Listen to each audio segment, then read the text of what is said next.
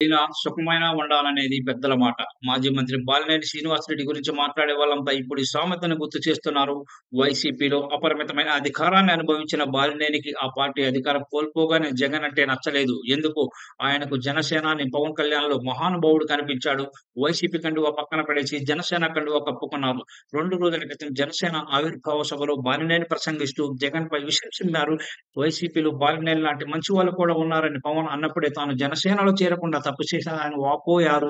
తన ఆస్తుల్ని జగన్ లాక్కున్నారని సంచలన ఆరోపణలు చేశారు. చివరికి బాలినేని ఎక్కడికి దిగజారారంటే సినిమా తీయడానికి పవన్ కళ్యాణ్ అవకాశం ఇస్తే చాలని కోరుకున్నారు.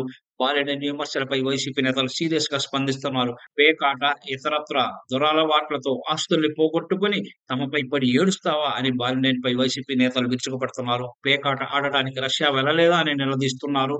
ప్రకాశం జిల్లాలో బాలినేని బతుకు అందరికీ తెలుసంటూ దర్శి ఎమ్మెల్యే బూచేపల్లి శివప్రసాద్ రెడ్డి విరుచుకుపడ్డారు. నటనలో కమల్ హాసన్‌తో బాలినేనిని పోల్చడం గమనార్హం.